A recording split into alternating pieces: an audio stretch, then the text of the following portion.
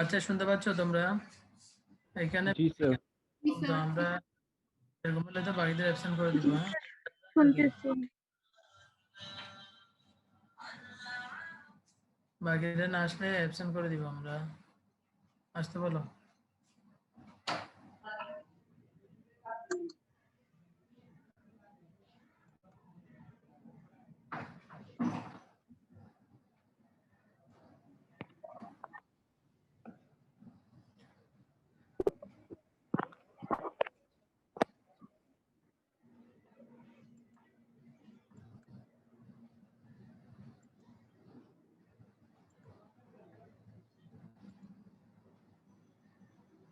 আচ্ছা সবাই কি স্ক্রিন শেয়ারিং দেখতে পাচ্ছ?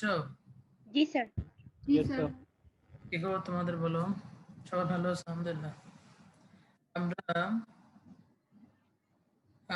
লাস্ট ক্লাসে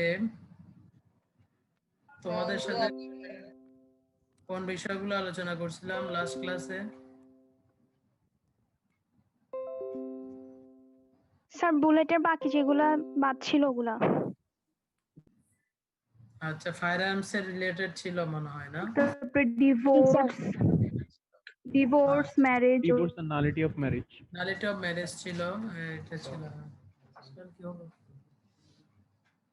শুরু করে দিলাম, শুরু করে দিচ্ছি।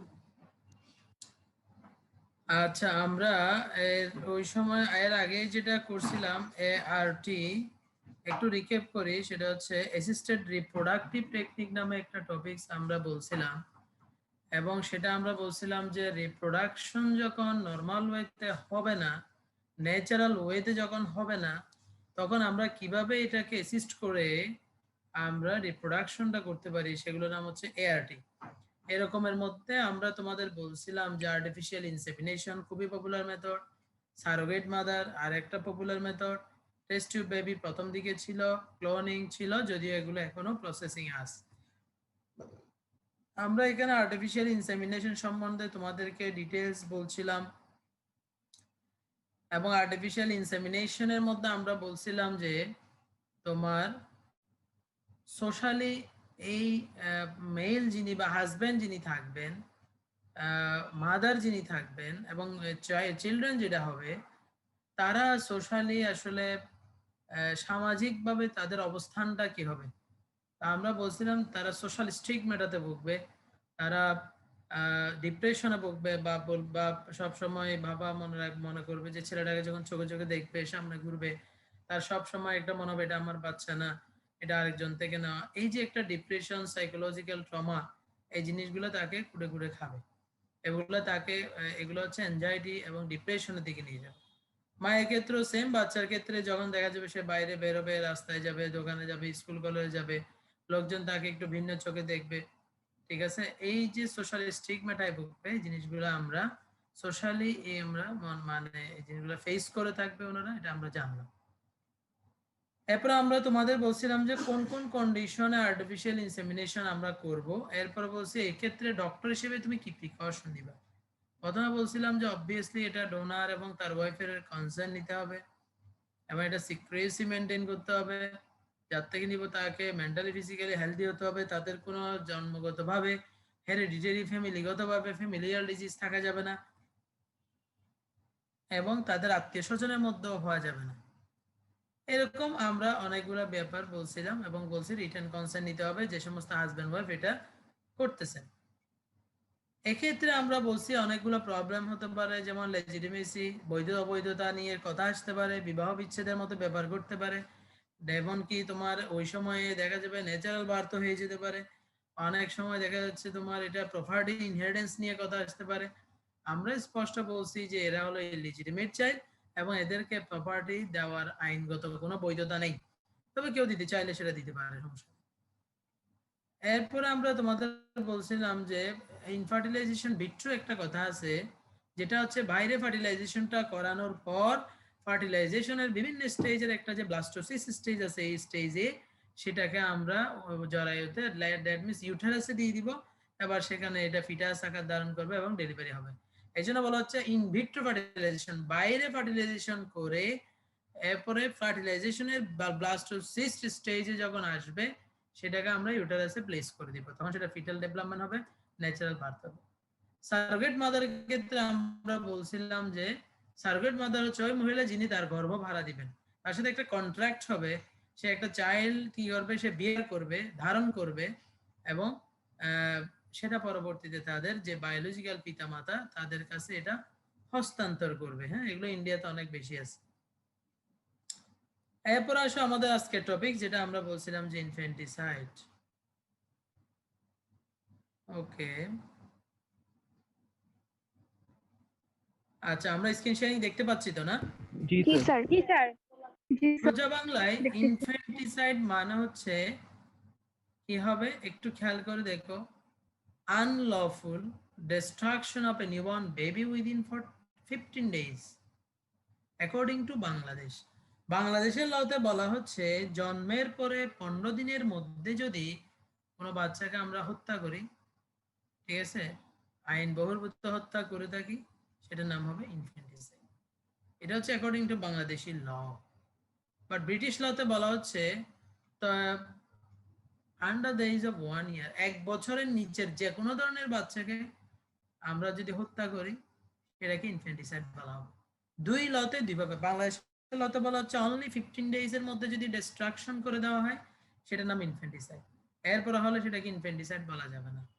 আর বলা হচ্ছে ব্রিটিশ লতে বলা হচ্ছে তারা একটু বয়সটা বাড়াই দিছে, তারা বলছে 1 বছরের মধ্যেও যদি মেরে ফেলা হয় সেটাকে ইনফ্যান্টিসাইডের ক্যাটাগরিতে ফেলানো যাবে। বাইবাতে দুইটাই জিজ্ঞেস করা, এবং ভেরি ইন্টারেস্টিং একটা ডেফিনেশন। ইন বাংলাদেশ কত, ইন ব্রিটিশ লতে কত, এটা খুব ভালো করে মাথায় রাখতে হবে। তাহলে বাংলাদেশের লতে কতদিনের মধ্যে ডিস্ট্রাকশন করলে সেটার নাম ইনফ্যান্টিসাইড, আনলফুল ডিস্ট্রাকশন সেটা হচ্ছে 15 days।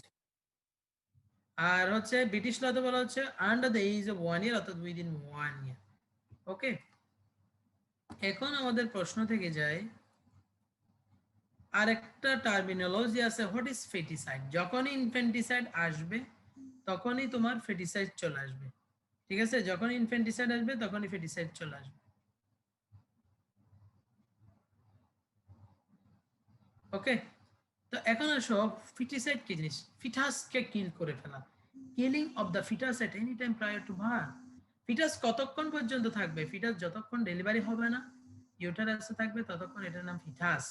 এবং সেটা যখন কিলিং হয়ে যাবে এবং within the uterus before birth, বার্থের আগে, তখন সেটার নাম হবে ফেটিসাইড। কথা বুঝছো? এখন কথা হচ্ছে তাহলে ইনফ্যান্টিসাইড ডেলিভারির পরে, সেটা ডেলিভারি পর 15 দিনের মধ্যে according to Bangladesh, below 1 year according to British. আর স্যার 15 দিন কেন স্যার? মানে স্যার 15 দিনের এক্সাক্ট 15 দিন কেন স্যার? 15 দিনের মধ্যে বলা হচ্ছে, এটার আসলে কোনো ব্যাখ্যা নাই, কিন্তু আইনে এটা ধারা আছে এই জন্য। আর একটা ব্যাপার এখানে কাজ করে, সেটা হলো 15 দিন পরে গিয়ে আসলে কলোস্ট্রাম গুলো পাওয়া যায় না। দেখা যায় সে তোমার মায়ের ব্রেস্ট মিল্কটা চলে আসে, এবং তার যেই বডি রিকোয়ারমেন্ট, এই জিনিসগুলো আস্তে আস্তে ফিল আপ হয়ে যায়। এরকম কিছু কথা বা ব্যাখ্যা আছে যেগুলো স্পষ্ট, ঠিক আছে। বলা হচ্ছে কোলোস্ট্রাম, যেটা আমরা বলি মিল্ক সিক্রিয়েশন হয় 6 দিন 1 সপ্তাহ, সেটা বলা হচ্ছে 15 দিনের পরে গিয়ে এই জিনিসটা আর হয় না। কথা বুঝছো কিনা? এবং মেয়ে হইলে অনেকে মেরে ফেলে স্যার। হ্যাঁ, যদি মেয়ে বাচ্চা হয় তখন অনেকে মেরে ফেলে না জন্মের পর, ওইটা। জন্মের পরে তো মেরে ফেলে, ওটাই আর কি, জন্মের পরে মেরে ফেলে সেটা না। ও বলতেছে 15 দিন কেন, এটা এর পরে ইয়াতে আনে নাই কেন। তো এটাতে অস্পষ্ট কিছু ব্যাখ্যা আছে, যে দেখা যাচ্ছে এর 15 দিনের মধ্যে, বা অনেক সময় বলা হচ্ছে 29 দিন, বা বলা হচ্ছে 1 মাস, হ্যাঁ, যেটাকে বাংলাদেশে 15 দিনে সেট করছে। বলা হচ্ছে 1 মাস নিউনেটাল জন্ডিস হতে পারে, লিভারটা পরিপক্ক হয় না, তারপর হচ্ছে বিলিরুবিন গুলো তোমার মেটাবলিজম হয় না এর আগে, লিভার যেহেতু তোমার পরিপক্ক হয় না, তারপরে হচ্ছে তোমার কোলোস্ট্রাম সিক্রেশন থাকে। এই যে লক্ষণগুলো আছে ইনফ্যান্টের, এগুলো আস্তে আস্তে 15 দিন বা 29 দিন পরে কমে যায়। এই জন্য বলা হচ্ছে এই দিনের পর থেকে আর কিল করলে এটা ইনফ্যান্টিসাইড বলা যাবে না। অর্থাৎ ইনফ্যান্ট হিসেবে যে লক্ষণগুলো থাকে, এই জিনিসগুলো যেমন মায়ের কোলোস্ট্রাম সিক্রেশন হয়, বাচ্চার বিলিরুবিন মেটাবলিজম হয় না, লিভার অপরিপক্ক থাকে, নিউরাল জন্ডিস হতে পারে, নিউরাল সেপসিস হতে পারে, এই জিনিসগুলো, এবং ইনফ্যান্টের কিছু সাইন আছে, তার কিছু গ্রিপ আছে, কালার চেঞ্জ আছে। হ্যাঁ, এই জিনিসগুলো হচ্ছে 15 দিনের মধ্যে বলা হচ্ছে পর্যন্ত থাকে, অথবা 29 দিন থাকে, এরপর এটা চলে যায়। এই জন্য এতদিনের মধ্যে একে বলা হবে ইনফ্যান্ট, এরপরে একে ইনফ্যান্ট বলা যাবে না, এই জন্য ইনফ্যান্টিসাইড বলা যাবে না। কিন্তু ব্রিটিশে বলা হচ্ছে 1 বছর পর্যন্ত ইনফ্যান্ট বলবো। তো এক এক দেশে এক এক ধরনের বিভিন্ন ডেফিনেশনে এক এক রকম। বাংলাদেশে তোমার বিবাহের বয়স 18 করছে, বিভিন্ন দেশে সেটা করে নাই। বাংলাদেশে মেজর বলা হয় এই 18 বছর বয়সকে, বাইরের দেশে এটা আরেকটু পরে বা আগে। হ্যাঁ, বাইরের দেশে 12 বছর পরে আগ পর্যন্ত, 12 বছর পরে যে কোনো ধরনের ডিসিশন একজন অ্যাডাল্ট দিতে পারে, একজন বাচ্চা দিতে পারে, কিন্তু বাংলাদেশে বলছে এটা 18 বছর পরে দিতে পারবে। এই যে একটা মানে বিভিন্ন কান্ট্রি টু কান্ট্রি আইনগত ভেরিয়েশন আছে, এগুলা খুব বেশি আমাদের ব্যাখ্যার সুযোগ থাকে না। তা আমরা যেটুকু জানবো সেটা বলবো যে 15 দিন পরে গিয়ে ইনফ্যান্টের যে সাইন গুলো আছে সেগুলো থাকে না, এই জন্য এটাকে এর মধ্যেই আমরা ডেথ হলে এটাকে ইনফ্যান্টিসাইড বলবো। শেষ, আনসার শেষ। ঠিক আছে? জি স্যার, বুঝছি স্যার। তাইলে এখন আসো,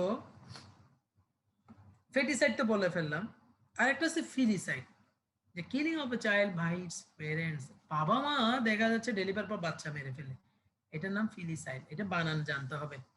ফেটিসাইড এবং ফিলিসাইড, এটা খুবই ইন্টারেস্টিং তিনটা নাম, এবং এটাও ছাত্রদের খুব প্রিয় কোয়েশ্চেন, যে what is feticide, what is filicide and what is infanticide. তিনটা ডেফিনিশন কিন্তু পরপর জিজ্ঞেস করা হবে। ফিলিসাইড যেটা, এটা হচ্ছে বাবা মা দ্বারা সন্তানকে হত্যা করা হয়। সেটা বিভিন্ন ভাবে হতে পারে, যেমন অবৈধ বাচ্চা হলে সেক্ষেত্রে আমরা প্রায় সময় রাস্তাঘাটে পলিথিনে বিভিন্ন জায়গায় ডাস্টবিনে পাচ্ছি, বিভিন্ন জায়গায় খালি জায়গায় আমরা পাচ্ছি বাচ্চা মেরে হত্যা করে ফেলে দিচ্ছে। অনেক সময় দেখা যাচ্ছে জন্মের পরে তারা ওই সময় প্রস্তুত ছিল না, বাচ্চা নর হয়ে গেছে, তারা সেটা ভ্রূণ মানে সেটা এটা হত্যা করতেছে। অথবা দেখা যাচ্ছে ক্ষুধার তাড়নায় নিজে আত্মহত্যা করতেছে এবং বাচ্চাকে শুদ্ধে মেরে যাচ্ছে। এটা যে কোনো বয়সী বাচ্চাকে যখন তার প্যারেন্টস কিল করবে সেটার নাম হয়ে যাবে ফিলিসাইড। অনেক জায়গায় পত্রপত্রিকা দেখতেছো, মা তার বাচ্চা দুইটা সহ পানিতে ঝাঁপ দিছে, মারা গেছে। মা ফাঁস দিছে, বাচ্চা দুইটা গলা কেটার পর নিজে ফাঁস দিছে। এই যে জিনিস, এই টার্মিনোলজি গুলোর নাম হচ্ছে ফিলিসাইড। এরপরের টার্ম হচ্ছে neonaticide. Neonate is the deliberate killing of a child within 4 weeks of its birth. এই যে 1 week, তাহলে 15 দিনের মধ্যে অর্থাৎ 15 ডেজ পর্যন্ত বলা হবে ইনফ্যান্টিসাইড। 15 ডেজের পরে 1 উইক পর্যন্ত, অর্থাৎ জন্মের পরে 1 উইক পর্যন্ত, 1 মাস পর্যন্ত, সেটা 4 উইক পর্যন্ত বা 1 মান্থ পর্যন্ত নিউনেট। ঠিক আছে? তাহলে 15 দিন পর্যন্ত ইনফ্যান্টিসাইড এবং ইনফ্যান্টের সাইনগুলো থাকে দেখে এটার নাম ইনফ্যান্টিসাইড। আর নিউনেট বলা হবে স্যার 1 মাস জন্মের পর 1 মাস বছর বয়সী, সেটার জন্য ওটাকে বলা হবে নিউনেটিসাইড। তো নিউনেটিসাইড হচ্ছে 1 মাস পরে যখন কোন বাচ্চা ডেলিভারি পরে হত্যা করা হবে 1 মাস পর, সেটার নাম হচ্ছে নিউনেটিসাইড। এখন এই প্রশ্নটা প্রায় সময় স্যাররা করে, আচ্ছা কেন ইনফ্যান্টিসাইড করা হচ্ছে, আমরা কেন বাচ্চাকে মারতেছি? বাচ্চা তো মারার জিনিস না। হ্যাঁ, মানুষের একটা ইন্টেন্স ডিজায়ার থাকে, বাচ্চা হবে, বাবা হবে, মা হবে, মানে একটা স্বর্গীয় একটা ফিলিংস। কোন কোন মোটিভের কারণে বাচ্চা হত্যা করা লাগতে পারে, বাচ্চা হত্যা হতে পারে, কেন বাংলাদেশের আর্থসামাজিক প্রেক্ষাপটে কি কি ঘটনা এর পিছনে থাকতে পারে? দেখো, আমি একটু আগে অলরেডি বলা হয়েছে ইললেজিটিমেট চাইল্ড, অবৈধ একটা বাচ্চা হয়ে গেছে, যেমন উইডো, বিধবা মহিলা, হাজবেন্ড মারা গেছে, তার আর কোনো বাচ্চা হওয়ার সম্ভাবনা নেই, দেখা গেছে যে তোমার তার বাচ্চা হচ্ছে, ডেফিনেটলি এক্সট্রা ম্যারিটাল অ্যাফেয়ার্স, কারোর সাথে অবৈধ সম্পর্ক হচ্ছে, তখন সেটা কনসিল করার জন্য সেই বাচ্চাটাকে হত্যা করতেছে। আনমেরিড গার্লস, বাতাস লেগে গেছে, জিনের বাতাস লাগছে বলে বিভিন্ন সময় দেখে যাচ্ছে আমরা প্রেগন্যান্সি পজিটিভ, এবার বাচ্চা কিল করতেছে। Married women during prolong absence husband, বা স্বামী আসতেছে না 15 বছর, 10 বছর, 20 বছর, 30 থেকে, ডেলিভারি বাচ্চা হওয়ার কথা না, বাট হয়ে গেছে, এক্সট্রা ম্যারিটাল অ্যাফেয়ার্স। খুবই ইম্পর্টেন্ট, এই 1 নাম্বার কথাটা বলতে হবে। তুমি যতই বলো যে sir inheritance of property, sir সম্পদ নাই, বাচ্চাকে খাওয়াতে পারবো না, এই বাচ্চাকে আমি এখন মেরে ফেলা ছাড়া উপায় নাই, স্যার বলবে এগুলো খুব রেয়ার। একটা ছোট বাচ্চাকে খাওয়ানোর জন্য মায়ের কিছুই লাগে না, শুধু বুকের দুধই যথেষ্ট। এরপর প্রপার্টি অফ দ্য প্যারেন্টস, পিতা মাতা অনেক দরিদ্র, নিজেরাই খেতে পারে না, থাকতে পারে না, এই বাচ্চা লালন পালন করলে সে চাকরি বাকরি করতে পারবে না, কাজের মেয়ে হিসেবে কাজ করতে পারবে না, এই বাচ্চা কই রাখবে? স্যার বলবে এগুলো রেয়ার, এগুলো বাংলাদেশের প্রেক্ষাপটে এগুলো হচ্ছে, পিঠের মধ্যে বাচ্চা নিয়ে চলে যাচ্ছে, প্রচুর লোকজন এভাবে কাজ করতেছে। তাহলে কি মেইন যেটা স্যাররা শুনতে চাই, illegitimate child by widow, unmarried girl, married women during prolong absence husband, এইরকম কন্ডিশন গুলোতেই অহরহ ঘটনা ঘটছে, বিদায় স্যার এই কথাটা শুনতে চাই। ঠিক আছে? তাহলে এই সমস্ত ব্যাকগ্রাউন্ড গুলো যখন আসে যায় তখনই বাংলাদেশে ইনফেন্টিসাইডের রেট বেড়ে যায়। ঠিক আছে, যেটা অলরেডি আমরা বলে ফেলছি। এখন আসো medical importance of infanticide in case of child, the points to be decided are, অর্থাৎ যখনই একটা ইনফেন্টিসাইড আসবে, যেটা স্যাররা একটু শুনতে চায়, বিশেষ করে মৎস্যদি স্যার, যে ইনফেন্টিসাইড যখন বলা হবে বা একটা বাচ্চা যখন তোমার কাছে অটোপসির জন্য আসবে, বলা হবে একটা বাচ্চা মনে করো রাস্তায় কুড়িয়ে পাওয়া হলো, অথবা মনে করো ডাস্টবিনে পাওয়া গেল, অথবা কোনো জায়গায় একটা বাচ্চা হসপিটালে মারা রেখে চলে গেল, বাচ্চা মারা গেছে, অথবা গাইনি ওয়ার্ডে ডেলিভারি হওয়ার পর বাচ্চা মারা গেছে, ওনারা ফেলে চলে গেছে, তোমার কাছে নিয়ে আসবে অটোপসি করার জন্য, কজ অফ ডেথ বের করার জন্য। তখন স্যার বলবে তুমি কি কি বিষয় দেখবা, কি কি পয়েন্টস তুমি নোট করবা। এটা খুব ইম্পর্টেন্ট একটা কোয়েশ্চেন। তুমি বলবে যে স্যার প্রথম আমি দেখবো ইজ ইট স্টিল বর্ন নাকি ডেড বর্ন, এটা কি জন্মের আগে মারা গেছে নাকি হচ্ছে এটা জন্মর পরে মারা গেছে। হ্যাঁ, এটা হচ্ছে যে কোনো ধরনের একটা যখন বাচ্চা মারা যাবে, হ্যাঁ, যে কোনো ধরনের একটা যখন ইনফ্যান্ট বা নিউনেট যখন মারা যাবে, বাচ্চা আনবে, আমরা তখন সেটাকে প্রথমে দেখব যে এটা কি মানে জন্মের আগে মারা গেছে অর্থাৎ মৃত বাচ্চা, নাকি এটা জন্মের পরে মারা গেছে। আর পরে নাম্বার 2 বলা হচ্ছে যে এটা ভায়াবিলিটি ছিল অর নট, অর্থাৎ বাচ্চাটা কি ভায়াবল এজ পার করছে নাকি তার আগে মারা গেছে। Viability or not, viable age কত ছিল কেউ বলতে পারবে? 7 months। Very nice, 7 months. 7 months যখন একটা ফিটাস তার এজ ক্রস করবে সেটা হয়ে যাবে ভায়াবল এজ, তখন তার সারফেক্টেন্ট রিলিজ হয়, লাংসের তোমার ইয়া হয় কি বলে টেনশন, যেটা কলাপস যেটা হয় সেটা প্রিভেন্ট হয়, সারফেস টেনশনটা স্ট্রং হয়, লাংস নিজে নিজে এক্সপান্ড করতে পারে। ফলে এই বাচ্চা দুনিয়াতে আসলে ডেলিভারি হয়ে গেলে সে কি করবে, সে তার লাংস এক্সপান্ড করতে পারবে এবং রেসপিরেশন করতে পারবে। এই জন্য বলছে এটা ভায়াবল এজ। তখন তোমাকে সিদ্ধান্ত নিতে হবে এটা কি ভায়াবল এজ পার করছে অর যায়নি। প্রশ্ন থেকে যায় স্যার কিভাবে বুঝবেন আপনি ভায়াবল এজ ক্রস করছে, একটু পরে বলবে, এটা খুব ইন্টারেস্টিং একটা প্রশ্ন। এরপর বলা হচ্ছে ওয়াজ বর্ন অ্যালাইভ, বাচ্চাটা কি জন্মের পরে জীবিত ছিল এরপরে হত্যা করা হয়েছে, এই প্রশ্নটা স্যার আমি খুঁজে দেখবো। এরপরে ইফ বর্ন অ্যালাইভ, যদি বাচ্চা জন্মের পরে জীবিতই থাকতো, how long did the child live, কতক্ষণ বাচ্চাটা জীবিত ছিল সেটাও আমরা দেখতে পাই কিনা, অর্থাৎ ডিউরেশনটা জানবো তার বেঁচে থাকার, এবং কারণ কি হতে পারে। এই 5টা পয়েন্ট স্যার আমরা নোট করব কখন, যখন এরকম একটা ডেথ ফিটাস আসবে, ইনফ্যান্ট আসবে, বা বাচ্চা ছোট ছোট এরকম যখন কোনো ফিটাল ডেথ আসবে, এই 5টা পয়েন্ট আমরা দেখবো, খুঁজবো ডিসিশন নেওয়ার জন্য। ভেরি ইন্টারেস্টিং, এটা আমরা একটু জানবো। ঠিক আছে, বুঝে গেছে যে ভাইবল এজ ক্রস করছে কিনা, জন্মের পরে জীবিত ছিল কিনা, জীবিত থাকলে কতক্ষণ ছিল, এরপরে কেন মারা গেছে। ওকে, আচ্ছা এখন আসো, তাহলে এই যে আমরা এতগুলো কথাবার্তা জিনিস আমরা জেনে ফেললাম, প্রশ্ন থেকে যায় যে এই যে ইনফ্যান্ট ডেথ হচ্ছে কারণ কি হতে পারে। তুমি তো একটা কারণ লিখবা, কারণগুলো এবং খুঁজবাও, তাহলে কারণ কি কি হতে পারে, যে causes of death in infant, কারো আইডিয়া আছে, বলতে পারবা? স্যার ন্যাচারাল কজ, তারপর আনন্যাচারাল ভেরি হবে। নাইস, যে স্যার ন্যাচারালও তো ডেথ হতে পারে, একটা বাচ্চা অ্যাক্সিডেন্ট।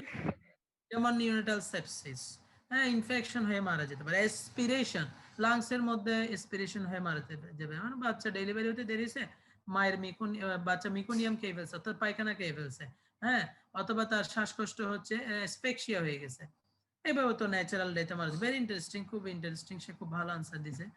আর কি হতে পারে? ম্যালফর্মালিটিস, তারপর বুঝিনি, প্রিম্যাচুর বেবি হলো। প্রিম্যাচিওর, এগুলো সবই ন্যাচারাল হতে পারে। Very nice. ম্যালফরমেশন হলে কোনো অর্গানের হতে পারে, তারপর ক্রিমিনাল হতে পারে, অর্গানের কোনো অর্গানের কোনো ম্যালফরমেশন হয়ে ন্যাচারাল ডেথ হতে পারে, এগুলো সবই ন্যাচারাল। আমরা ফরেনসিকের ক্ষেত্রে তো আসলে তোমার কাছে ন্যাচারাল গুলো আসবে না, আসবে মেইনলি ক্রিমিনাল গুলো। একজন বলছে, খুব ভালো বলছে, অ্যাক্সিডেন্টাল হতে পারে, হ্যাঁ, অনেকে তোমার হয়তো হাত থেকে পড়ে গিয়ে টুইস্টিং হয়ে গেলে, সেটা হতে পারে। আচ্ছা, আমরা দেখি আমরা কিভাবে এটা পরীক্ষায় প্রশ্ন আসে, রিটেনে প্রায় সময় এটা আসে, এমনকি অস্পিতে আসে, what are the cause of infant, এমনকি এটা ভাইভাতে খুবই প্রিয় কোয়েশ্চেন। এখানে তোমাদের কজেস অফ ইনফ্যান্ট ডেথের মধ্যে 1 নাম্বার হচ্ছে ন্যাচারাল কজ। যার অহরহ বাচ্চা এরকম মারা যাচ্ছে।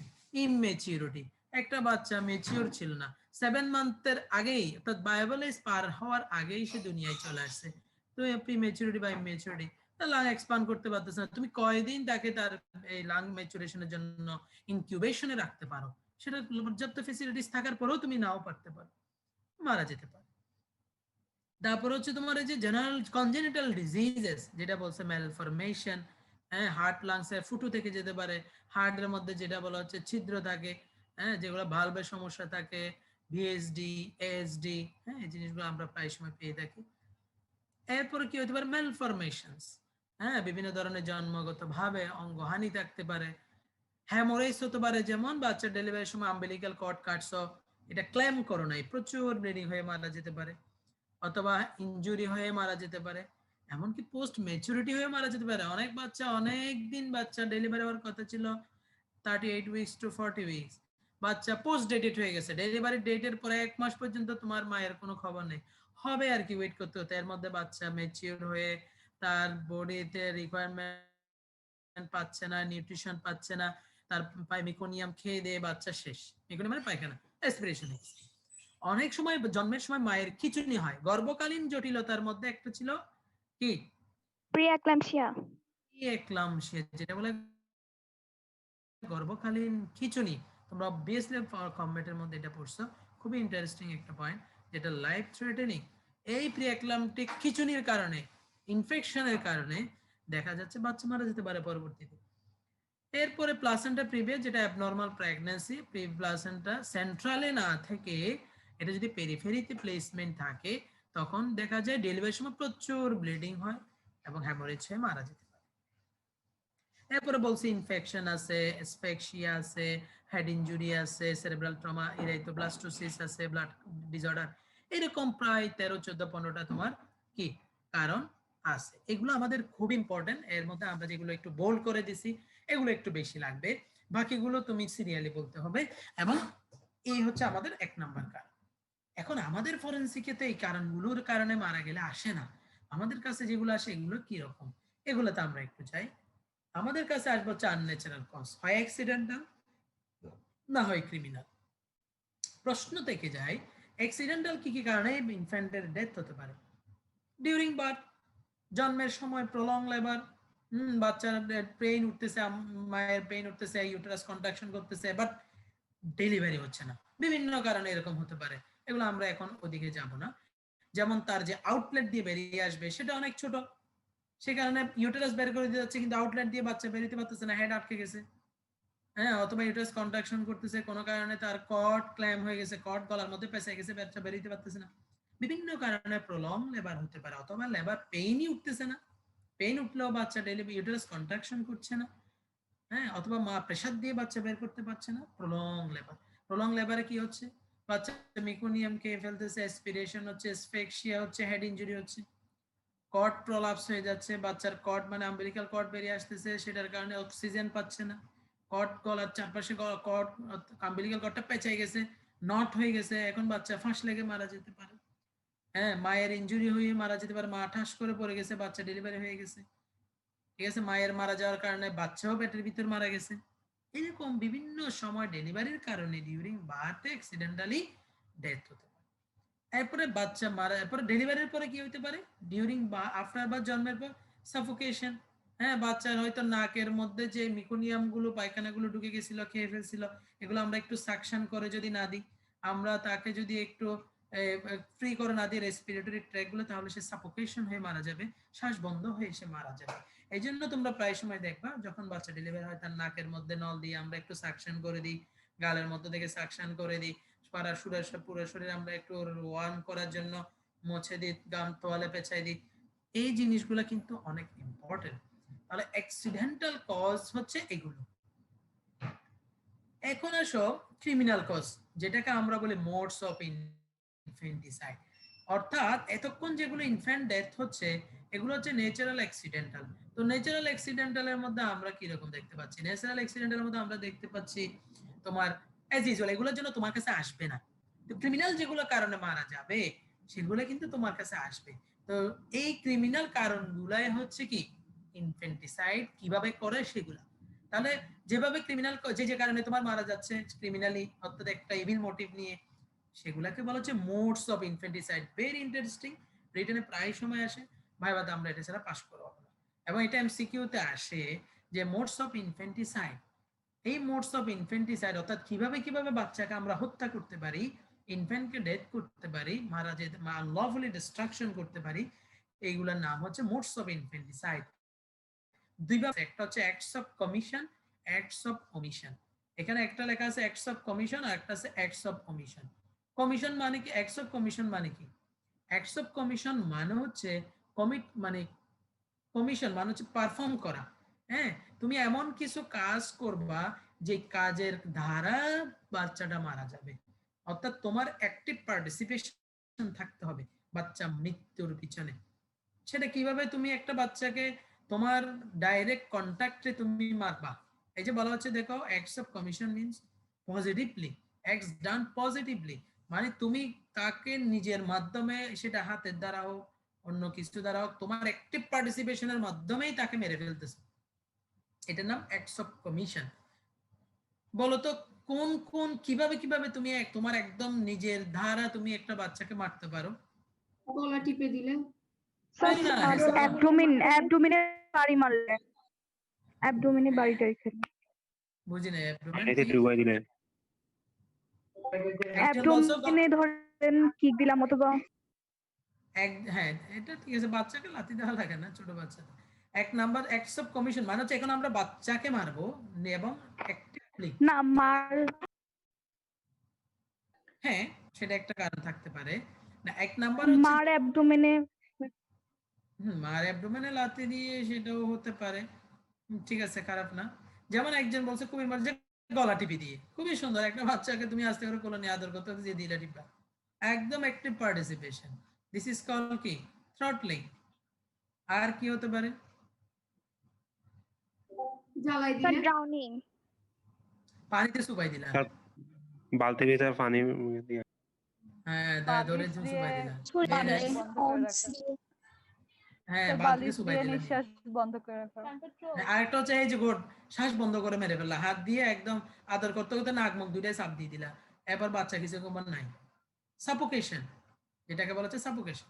আর মাথায় বাড়ি মারলে, মাথায় বাড়ি মারতে পারো, হ্যাঁ সেটা হয়। তবে একটা হচ্ছে তুমি একটা বাচ্চাকে তো হত্যা করতেছো, সেটা যদি পারে দিয়ে করো তো সবাই দেখবে ফেটে গেছে, রক্ত করতেছে, মারছো, তোর খবর আছে, ধরা খেয়ে যাবে। অর্থাৎ বিল্ডিং থেকে ফালাই দিল, তুমি বিল্ডিং থেকে ফেলাই দিছো, এটা খাবারে কিছু মিশিয়ে দিও, খাওয়ার সঙ্গে কিছু মিশাই দিবা, খারাপ না, সেটাও ঠিক আছে। খারাপ না, তুমি আস্তে করে তাকে কিছু। তবে একটা বিষয় হচ্ছে তুমি একটা বাচ্চা, একটা খেয়াল করো তোমরা, করা যায় কিন্তু কথা হচ্ছে আমি এমন ভাবে করবো যেগুলো আমি ধরে খাবো না। হ্যাঁ, যেমন খুব সুন্দর গলা টিপি দিলাম, তারপর হচ্ছে যে আমি তাকে ওই নাক মুখ চেপে ধরলাম, তারপর হচ্ছে যে আর কি বললাম, পানিতে চুবাই দিলাম, গোসল করার সময় পানিতে চুবাই, হ্যাঁ চুবাই দিলাম, সুন্দর করে আদর করতে করতে চুবাই দিলাম। ঠিক আছে, দেখো আবার এগুলো শেখার দরকার স্যার নেই। ইনভেস্টিগেশন করলে বুঝবে না স্যার। আরে সেটা তো পরে আসতেছে, এই জন্যই তো আমরা ফরেনসিক এক্সপার্টরা বসে আছি তোমার ক্রিমিনালকে ধরার জন্য। অবশ্যই ধরা যাবে। এখন আসো, এই যে এক নাম্বার হচ্ছে সাফোকেশন। হ্যাঁ, সাফোকেশনের মধ্যে কি কি, এটা তুমি নাক মুখ চেপে ধরলা, সেটা যে কোনো গামছা দিয়ে হোক, হাত দিয়ে হোক, অ্যাডাল্টের হাত তো অনেক বড়, বাচ্চাদের মুখের চেয়ে জাস্ট আস্তে করে মুখে দিয়ে রাখো। স্ট্র্যাঙ্গুলেশন, গলার মধ্যে তোমার কি করলা, স্ট্র্যাঙ্গুলেশনের মধ্যে অনেকগুলো আছে, যেমন থ্রটলিং, গলার মধ্যে দুই হাত দিয়ে চেপে ধরলা, অথবা একটা দড়ি দিয়ে গলা দিয়ে ফেসাই দিলা, ঠিক আছে এরকম, অথবা একটা মানে কাপড় দিয়ে গলার মধ্যে দুই দিকে টান দিয়ে মেরে ফেললা, ড্রাউনিং চুবাই দিলা, বার্নিং আগুন জ্বালাই দিলা, হ্যাঁ হেড ইনজুরি করে দিলা, মাথায় বাড়ি দিলা। যদি এগুলাতে একটু ধরা খাওয়ার চান্স থাকে, কিন্তু এগুলো করা হচ্ছে, হ্যাঁ এগুলো করা হচ্ছে এবং বাচ্চা ফেলে দেওয়া হচ্ছে। এই যে ওই যে বললো বিল্ডিং থেকে ফেলে দিছে, হ্যাঁ বিল্ডিং থেকে ফেলে দিছো, এই বাচ্চা আমরা পরের দিন গিয়ে পুলিশ এটা উদ্ধার করতেছে, অথবা দেখা যাচ্ছে ডাস্টবিনে ফেলে দিছে, বিল্ডিং থেকে ডাস্টবিনে ডাইরেক্ট ফেলে দিছে, হেড ইনজুরি হয়ে মারা গেছে, পরের দিন সিটি কর্পোরেশন ময়লা পরিষ্কার করতে ওরা পাচ্ছে, অথবা ফ্র্যাকচার ডিসঅর্ডার সার্ভাইকাল বাটি, ঘাড়ের যে ঘাট মটকাই দেওয়া, হ্যাঁ সার্ভাইকেল বাচ্চা তো তার বোনস গুলো অনেক নরম থাকে, এগুলো ফিউশন হয় না, আস্তে করে গাঁট মটকাই দিলাম, হ্যাঁ, অথবা আঘাত করে, ওন্স করে, জখম করে, ব্লিডিং করে, অথবা পয়জন দিয়ে। এগুলো হচ্ছে একদম শেষের দিকে। যে তুমি যেমন দেখো এখানে সিরিয়ালি বলবা, সিরিয়ালি বললে যেটা হবে তোমার পাস মার্ক এবং তোমার জিনিসগুলো বেড়ে যাবে। তুমি শুরুই যদি পয়জনিং দিয়ে করো বা ওন্স দিয়ে আঘাত করে, হ্যাঁ, ভেঙে গলা মশরাই দিয়ে, মাথা ফেটে, এগুলাতে হচ্ছে দেখা যায় কি খুব বেশি সহজে চান্স থাকে ধরা খাওয়া। এই জন্য আমরা 1 নাম্বার বলবো সাফোকেশন। আস্তে করে বাচ্চাটা কোলে নিয়ে তুমি তোমার বোনের বাচ্চা হয়েছে বা অমুকের বান্ধবীর বাচ্চা হয়েছে দেখে আদর করে খুশিতে গদগদ ফেসবুকে স্ট্যাটাস সব দিয়ে আস্তে করে দিছে নাক মুখ চাপা ধরে কিছুবার কান্না করতে করতে শেষ। সাফোকেশন। তুমি আস্তে করে গলা টিপে দিলা, স্ট্র্যাঙ্গুলেশনের মধ্যে থ্রটলিং। তুমি আস্তে করে দুটো মানে কি বলে একটা সুন্দর করে তোমার ওড়নাটা খুলে নিয়ে তার গলার মধ্যে পেঁচাই দিলা দুই দিকে টান, আস্তে করে নিয়ে গিয়ে তোমার বালতির মধ্যে চুবাই দিয়ে আবার গোসল করে নিয়ে আসলে, আল্লাহ গোসল করে দিকে, এটা কি হলো? এইগুলো হচ্ছে 1 নম্বরে সিরিয়ালি বলতে হবে। এগুলো এমসিকিউতে আসে যে কোনগুলো হচ্ছে অ্যাক্টস অফ কমিশন। দেখো প্রত্যেকটা কারণগুলো তুমি খেয়াল করলে দেখবা এগুলো সবগুলোতে কিন্তু তোমার একটি পার্টিসিপেশন লাগবে, না হলে বাচ্চা কোত্থেকে পয়জন পাবে, বাচ্চারা তুমি গলা টিপে না দিলে মরবে কেমনে? তাহলে প্রত্যেকটা কারণগুলো হচ্ছে অ্যাক্টস অফ কমিশন। মনে রাখার উপায় হলো যে এই কাজগুলো সবগুলোতে আমার অ্যাক্টিভ পার্টিসিপেশন লাগবে, একদম পজিটিভ, একদম অ্যাক্টিভ পার্টিসিপেশন বলা হয়। এগুলো এমসিকিউতে আসে। ক্লিয়ার? জি ঠিক স্যার। আছে, ওকে। জি স্যার। এখন আসো acts of omission. Acts of omission মানে হচ্ছে আমি এমন এমন কিছু কাজ করব না, অমিট করব, আমি এই কাজগুলো করব না, আমি ডিনাই করব, অবহেলা করব, ক্রিমিনাল নেগলিজেন্স, আমি অবহেলা করব, যেগুলো একটা বাচ্চার নরমাল বেড়ে ওঠার জন্য, নরমাল জীবন ধারণের জন্য প্রয়োজন। একটা বাচ্চা যখন ডেলিভারি হবে তাকে তুমি প্রথমে কি করবা বলছি, তার নাক মুখ দিয়ে হচ্ছে তুমি সাকশন করবা, তাহলে এক্সপিরেশন হবে না, তাহলে সাফোকেশন হবে না, শ্বাস নিতে পারবে। এরপর তুমি তাকে ওয়ার্ম করার জন্য তার তোয়ালে দিয়ে পেঁচায় ভালো করে ড্রাই করবা। এরপরে হচ্ছে তুমি ব্রেস্ট মিল্ক দিবা, না হলে বাচ্চা তো সারাদিন কান্না করবে, নিউট্রিশন না পায় মারা যাবে, ব্রেস্ট মিল্ক দিবা। তারপর হচ্ছে তার টেক কেয়ার করবা। এই কাজগুলো হচ্ছে নর্মাল অর্ডিনারি প্রিকশন একটা যখন বাচ্চা ডেলিভারি হয় এগুলো আমরা করে থাকি। এখন যেই যেই কাজগুলো করলে বাচ্চা সুস্থ থাকবে, বেঁচে থাকবে, ভালো থাকবে, সেই কাজগুলো যখন তুমি অমিট করবা, অর্থাৎ তুমি যখন করবা না, সেগুলোকে বলা হচ্ছে অ্যাক্টস অফ অমিশন।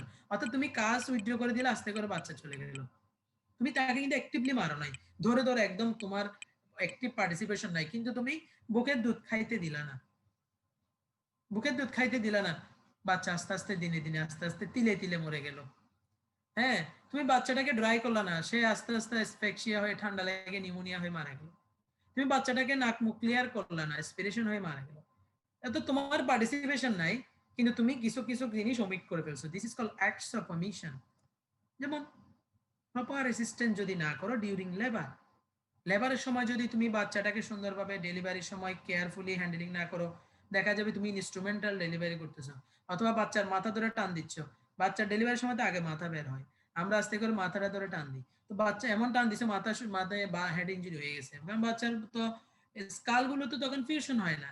তুমি দেখবা বাচ্চার মাথাগুলো কিন্তু একদম জন্মের পরে লম্বা হয়ে যায়, কারণ হচ্ছে ওই যে ডেলিভারি রাস্তা দিয়ে বেরোর সময় চাপ খায়, কিন্তু এগুলো যদি ফিউশন হয়ে যেত তো হেড ইঞ্জুরি বহুত আগে হয়ে যেত। তো দেখা গেছে তুমি এত জোরে চাপ দিয়ে টানাটানি করছো যে বাচ্চা হেড ইঞ্জুরি হয়ে গেছে। এই জন্য যারা গ্রামে গঞ্জে ধাত্রী দ্বারা আনস্কিল ধাত্রী দ্বারা যারা ডেলিভারি করে, তারা দেখা যায় কি বাচ্চা ডেলিভারি করার পরে বাচ্চার হেড ইঞ্জুরি করে ফেলে, সেটা বোঝা যায় না।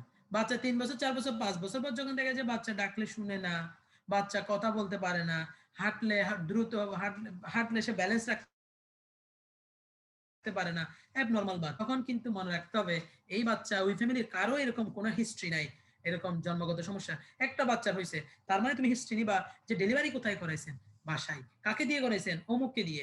তো এর মধ্যে কি দেরি হয়েছিল ডেলিভারির সময়? হ্যাঁ, একটু দেরি হয়েছিল, অনেক কষ্ট হচ্ছিল, ডেলিভারি হচ্ছিল না, উনি অনেক টানাটানি করে বাচ্চা বের করছে, একদম শিওর বাথ ট্রমা হয়ে বাচ্চার হেড ইঞ্জুরি হয়েছে। সো বি কেয়ারফুল, এগুলোতে কিন্তু বাচ্চা মারা যায়। এরপরে কি হতে পারে?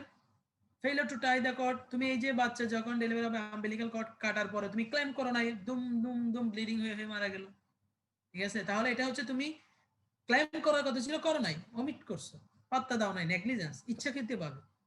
আর কি হতে পারে? ইয়ার পেসিসটা ক্লিয়ার করে দিলা না, অ্যামনিওটিক ফ্লুইড, পায়খানা, ঠিক আছে, মিউকোনিয়াম, এগুলা খায় ফেলছে, অ্যাসফিক্সিয়া হয়ে মারা গেল, একটু আগে বলে ফেলছি। তুমি তো খুব ভালো করে তাকে পেঁচাইলা না, অনেক বেশি গরমে রেখে দিলা অথবা অনেক বেশি ঠান্ডার এরিয়াতে রেখে দিলা, তার নিউট্রিশন সাপ্লাই দিলে না, যেটাকে 1 নম্বরে বলা হচ্ছে ব্রেস্ট মিল্ক, তুমি সেটা দিলাই না, বাচ্চা মারা গেল, হাইপোগ্লাইসেমিয়া হয়ে সুগার কমে গিয়ে বাচ্চা নাই। এইগুলাকে বলা হচ্ছে অ্যাক্টস অফ ওমিশন। ভেরি ইম্পর্টেন্ট, এগুলো তোমাদেরকে জানতে হবে। তাহলে এমসিকিউতে আমাদেরকে এগুলা আসে। মোডস অফ ইনফেন্টিসাইড রিটেনে আসে, তখন দুইটা লিখবে, acts of commission, acts of ওমিশন। Acts of commission হচ্ছে তোমার অ্যাক্টিভ পার্টিসিপেশন থাকবে, অ্যাক্টস অফ ওমিশন হচ্ছে তোমার নেগলিজেন্স থাকবে, অ্যাক্টিভ পার্টিসিপেশন থাকবে না, এমন কাজ যেগুলো না করলে বাচ্চা আস্তে আস্তে ধীরে ধীরে মারা যায়।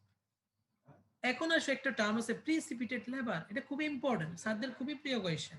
প্রায় সময় আমরা দেখতে পাই সিনেমাতে, গল্পে, নাটকে, পত্রিকায় যে রেল বিডের মধ্যে বাচ্চা পাওয়া যাচ্ছে, অথবা বাথরুমে গেছে বাচ্চা হয়ে গেছে, অথবা ট্রেন, তোমার নিউজ পেপার পাও না, ট্রেনের টয়লেটে বাচ্চা প্রসব করছেন অমুক নারী, অথবা বলা হচ্ছে কাজের বুয়া সে ফ্লোর মুছতে মুছতেই বাচ্চা ডেলিভারি করে দিছে ফ্লোরে। এরকম বহুত আমরা হিস্ট্রি এবং নিউজ পেয়ে থাকি। এই যে প্রশ্ন চলে আসে, ও গেছে ওর একটু একটু কোমর ব্যথা করতেছে, আবার একটু একটু প্রস্রাবের চাপও আসছে, সে ট্রেন জার্নিতে আছে, সে ট্রেনের বগিতে যে টয়লেট আছে সেখানে গেল, যাওয়ার পর সে একটু প্রেসার দিছে প্রস্রাব করার সময়, ঠাস করে ওই প্রেসারে ডেলিভারি হয়ে বাচ্চা পড়ে গেল টয়লেট দিয়ে।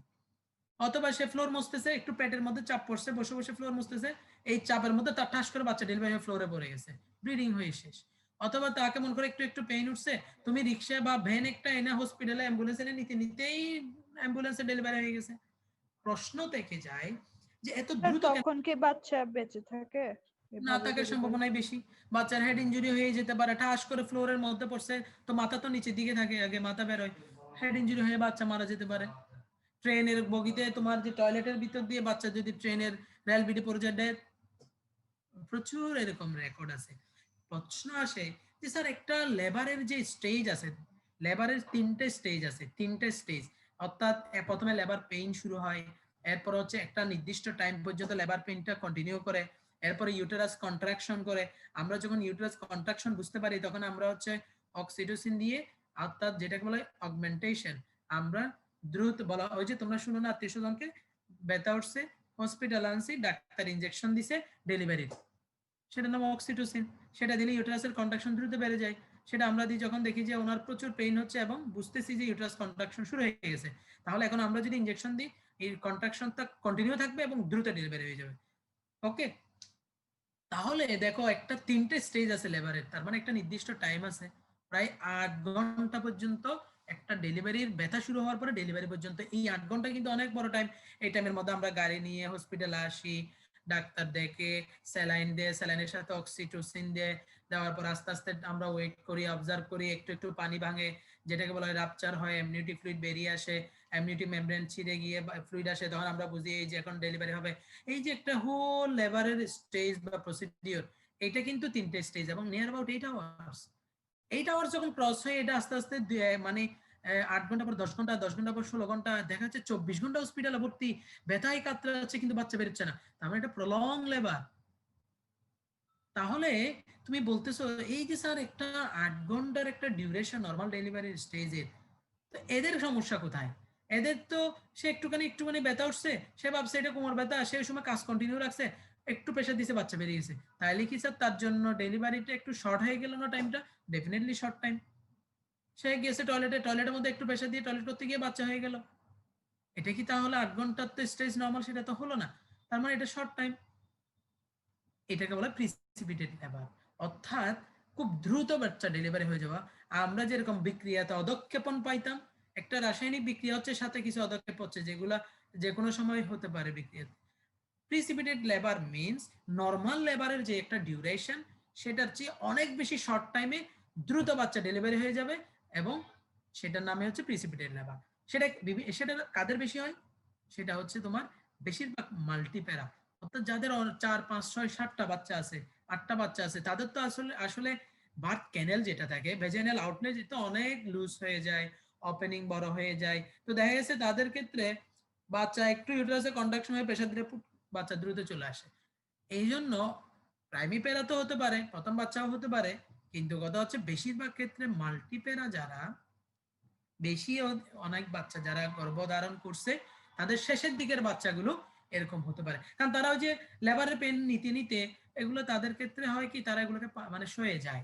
লেবারের পেন উঠলো সে মনে করে নর্মাল কোমর ব্যথা, কাজ করে যায়, পাত্তা দেয় না, বাসায় থাকে, হসপিটাল আসে না, এবং বার্থ ক্যানেল অনেক বেশি ওপেন হয়ে যায়, লুজ হয়ে যায়, ওপেনিং বড় হয়ে যায়, খুব ইজিলি তোমার কি হয়ে যায়, ডেলিভারি হয়ে যায়। তাহলে প্রিসিপিটেড লেবার খুবই প্রিয় একটা শর্ট টার্ম স্যারদের প্রিয় কোয়েশ্চন, এবং মৎস্যদি স্যারও যখন একটা নর্মাল লেবারের যে 8 ঘন্টা স্টেজ আছে, 3টে স্টেজ আছে, 3টে স্টেজের এই নর্মাল ডিউরেশন গুলো ছাড়া খুব শর্ট টাইমে ডেলিভারি হয়ে যাবে, দিস কল প্রিসিপিটেড লেবার। কথা হলো সাডেনলি এন্ড র্যাপিডলি মা বুঝতেই পারবে না এরকম বাচ্চা ডেলিভারি হতে পারে। হ্যাঁ, এখন কথা হচ্ছে চিলড্রেন কি মারা যেতে পারে? একজন প্রশ্ন করছে, অবশ্যই মারা যেতে পারে। কিভাবে? পায়খানায় গেছো, পায়খানার মধ্যে বাচ্চা পড়ে গেছে ঠাস করে, তো পায়খানার তো টয়লেটের মধ্যে তো বিভিন্ন জায়গায় বিভিন্ন ধরনের টয়লেটে কারো কারো টয়লেটের মধ্যে পানি জমে থাকে, পানির মধ্যে সে পড়ার সাথে সাথে সাফোকেশন হয়ে 3-4 মিনিট পর বাচ্চা মারা যেতে পারে। এরপরে বাচ্চা ঠাস করে ফ্লোরে পড়ছে, তার মাথা নিচে দিকে হ্যামোরেজ হয়েছে, অথবা অনেক বেশি উপর থেকে ট্রেন থেকে নিচে পড়ে গেছে, হ্যামোরেজ হয়ে গেল, এভাবে মারা যেতে পারে। এবং বাচ্চা ডেলিভারি হওয়ার পরে যে আম্বিলিক্যাল কর্ড ছিঁড়ে গিয়ে বাচ্চা মারা যেতে পারে ব্লিডিং হতে হতে। ঠিক আছে, তাহলে এই প্রশ্নটা স্যাররা করে থাকে যে এরকম প্রিসিপিটেড লেবারে মারা যেতে পারে কিনা। আশা করি তোমাদের এটা বুঝতে কোনো সমস্যা নেই। এখন আসো কিছু টার্মিনোলজি আছে, still birth, live birth, still birth, live birth, dead birth, এই 3টা টার্ম ছাড়া তুমি পাস করতে পারবে না। এগুলো শর্ট নোট আসবে, কার্ডের মধ্যে এগুলো কিন্তু কার্ড থাকবে। সো যখনই এরকম কার্ড থাকবে তখন প্রশ্নটা কঠিন হয়ে যাবে, কারণ তখন তোমার এটার ভিতরে ডিটেইলস জিজ্ঞেস করবে, what do mean by still birth, what do mean by dead birth, what do mean by live birth. Terminology গুলো কাছাকাছি কিন্তু ডেফিনিশন একটু আলাদা, একটু ডিফারেন্ট আছে। স্টিল বার্থ কি জিনিস? বলা হচ্ছে which is born after 28 weeks of pregnancy and which did not breathe or show any signs of life at any time after being completely born. বলা হচ্ছে 28 weeks of pregnancy ক্রস করার পরে যদি কেউ জন্ম নেয়, ঠিক আছে, তাকে বলা হচ্ছে স্টিল বার্থ। কথা বুঝে গেছে? তবে ডেলিভারি হওয়ার পরে সে শ্বাস নিছে কিনা, অথবা সে একটা বাচ্চা জীবিত থাকলে যে সাইনগুলো থাকে সেগুলো কিছুই আমরা যদিও পাই নাই, তাহলে এটা নাম হবে স্টিল বার্থ। তাইলে একটা বাচ্চা ডেলিভারি হলো, তার কোনো শ্বাস নিছে কিনা বা সে জীবিত ছিল কিনা এরকম লক্ষণ নাই। তুমি প্রশ্ন করে ফেলতে পারো, স্যার জীবিত থাকলে আমরা কিভাবে বুঝবো সে মারা যাওয়ার আগে জীবিত ছিল? কান্না করবে। একটু পরে আমরা বলবো, ভেরি নাইস, একটু পরে আমরা বলবো সেটা কি কি সাইন। তুমি একজন বলে ফেলছে বাচ্চা ডেলিভারি হতো, আশেপাশে সবাই শুনতো একটু কান্না করছে, কান্না করলে শ্বাস নিবে, শ্বাস নিলে লাংস ফুলবে, তাহলে তো স্যার লাং এক্সপ্যান্ড থাকার কথা ওপেন করলে। প্রশ্নগুলো আমরা একটু পরে আনসার দিচ্ছি। তাহলে 28 উইকস ক্রস করলো, অর্থাৎ লাং এক্সপ্যান্ড করার মতো তার সারফেক্ট্যান্ট রিলিজ হয়ে গেল বায়োবলিস। এরপরে কিন্তু জন্মের পরে আমরা সে কান্না করে নাই, সে শ্বাস নেয় নাই, বা এই জিনিসগুলো আমরা দেখি নাই। This is call still birth. দুইটা কথা এখানে আছে, একটা হলো 28 উইকস ক্রস করবে, জন্মের পরে সে শ্বাস নিবে না, অথবা কোনো জন্মের পরে জীবিত ছিল সেরকম লক্ষণ আমরা পাবো না। তাহলে এর মানে কি? বাচ্চাটা কি ছিল? তার মানে স্যার বাচ্চাটা জরায়ুতে জীবিত ছিল। 28 উইকস পর্যন্ত একটা বাচ্চা জীবিত ছিল, মানে ক্রস করছে মানে সে জীবিত ছিল। তাহলে তুমি বলো তো বাবা এটা ডেলিভারি, তাহলে তুমি বলতেছো জন্মের পরে এটা কোনো লক্ষণ দেখো না, জীবিত ছিল। তাহলে স্যার ডেফিনেটলি এই যে বার্থের যে প্রসেস, ডেলিভারি প্রসেসে হয়তো মানে সে মারা গেছে, ডেলিভারি প্রসেসে হয়তো টানাটানি করতে গিয়ে মারা গেছে, অথবা ডেলিভারি প্রসেসের মধ্যে কোনো কারণে কর্ড ক্লেম হয়ে মারা গেছে, কর্ড পেশা গিয়ে মারা গেছে, অথবা প্লাসেন্টা প্রিভিয়াস ছিল, প্লাসেন্টা ছিঁড়ে ব্লিডিং হয়ে মারা গেছে, অথবা তোমার বিভিন্ন কারণে আমরা টানাটানি করে হেড ইনজুরি করে মারা গেছে, অর্থাৎ প্রসেসিং অফ বার্থে গিয়ে মারা গেছে। বাচ্চা ইউটেরাসও ভালো ছিল, কিন্তু বাচ্চার ওই যে বার্থ প্রসেসের যে স্টেজটা আছে এগুলাতে মারা গেছে, কিন্তু বাচ্চা ডেলিভারি হওয়ার পর আমি দেখতেছি ডেথ। এখন আসো এই কারণ কি কি হতে পারে? Common cause of still birth, very important. Prematurity, premature বাচ্চা তো 28 উইকস ক্রস করছে, ঠিক আছে, এটা তো ম্যাচিওর না, এটা বায়োবল এজ ক্রস করছে। ম্যাচিওর হতে হলো 34 উইকস ক্রস করতে হবে, তো 34 উইকস তো ক্রস করে নাই, প্রিম্যাচিওর। শ্বাসকষ্ট হয়ে অ্যানক্সিয়া, এই যে অ্যাসফিক্সিয়া, বার্থের ট্রমার কারণে আমি আমার আনস্কিল হ্যান্ডে বার্থ ট্রমা করে ফেললাম। প্রেগন্যান্সিতে ইনফেকশন হয়ে প্লাসেন্টা অ্যাবনর্মাল পজিশন, বলছি প্লাসেন্টা প্রিভিয়াস সেন্ট্রালি প্লাসেন্টা নাই, প্লাসেন্টা এমন জায়গায় ছিল, প্লাসেন্টা যখন ছিঁড়ে গেছে তখন এমন ব্লিডিং হয়েছে যেটা সেন্ট্রালে হয় না, সেন্ট্রাল প্লেসমেন্টটাকে পেরিফেরাল প্লেসমেন্টটাকে প্লাসেন্টা। ইরেথ্রোব্লাস্টোফিটারিস জন্মগত ত্রুটি, যেমন হেমোফিলিয়া রক্তরোগ, ডেলিভারির সময় মারা গেছে ব্লিডিং হইতে হইতে, কনজেনিটাল বিভিন্ন ডিফেক্টের কারণে এরকম বাচ্চাটা পেটের মধ্যে ভালো ছিল জন্মগত, কিন্তু যখন আস্তে আস্তে বের হচ্ছে, বের হওয়ার সময় মরে গেছে, আমি বের হয়ে দেখতেছি ডেড। এই 7টা কজ খুব ভালোভাবে আমরা মনে রাখবো। ম্যাক্সিমাম ন্যাচারাল কজ, ঠিক আছে? স্টিল বার্থের ম্যাক্সিমাম কি cause? Natural cause. Natural cause. Okay, বোঝা গেছে স্টিল বার্থ কি জিনিস? স্যার বাচ্চাটি ইউটেরাসে ভালো ছিল, 28 উইকস ক্রস করছিল, কিন্তু ডেলিভারি হওয়ার সময় কোনো কারণে সে মারা গেছে, অ্যাক্সিডেন্টাল হয়ে, অ্যাবনর্মালিটি হয়ে, অথবা শ্বাসকষ্ট হয়ে, অথবা আমার আনস্কিল হ্যান্ডের ইনজুরির কারণে, অথবা তার পজিশন অফ প্লাসেন্টার কারণে, রক্তরোগ কারণে কিন্তু মারা গেছে, এবং আমি যখন ডেলিভারি হয়েছে দেখতেছি কি তার লাইফ নেই। ওকে, এখন আসো ডেড বার্থ। ডেথ বার্থ কি জিনিস বলা হচ্ছে? ডেথ বার্থ হলো ডাইথ ইন ইউটেরাস, ইউটেরাসের ভিতরেই মারা গেল। One of the following sign after it completely born, এবং যখন বাচ্চা ডেলিভারি হবে তখন আমরা নিচের যে কোনো একটা সাইন পাবো। রাইগর মোর্টিসের ডেলিভারি কথাটা কিন্তু ইম্পর্টেন্ট, 3টা পয়েন্টস, এবং এটা এমসিকিউ তে আসে। এমসিকিউ তে বলা হচ্ছে ডেথ বার্থের সাইন কোনগুলো। আরে প্রথম কথা হলো ডাইথ ইন ইউটেরাস, বাচ্চা ইউটেরাসেই মারা গেছে, কিন্তু স্টিল বার্থে ইউটেরাসে জীবিত ছিল। কিন্তু ডেথ বার্থে বলা হচ্ছে বাচ্চা ইউটেরাসে মারা গেল। এরপরে যখন ডেলিভারি হচ্ছে, ডেলিভারি হওয়ার পরে আমি দেখতেছি নিচের যে কোনো 3টার মধ্যে হাত তুলছো কেন? নাসরিন আক্তার কথা বলবা না এমনি উঠে গেছে? স্টিল বার্থের ক্ষেত্রে কি স্যার সব সময় বাচ্চা মারা যায়, নাকি কোনো সময় মানে? স্টিল বার্থের ডেফিনিশনটাই হচ্ছে যে বাচ্চা মারা গেলেই তখন এটাকে নাম স্টিল বার্থ বলা, নাহলে তো লাইফ বেঁচে আছে। না স্যার, অনেক সময় কথা বুঝে না।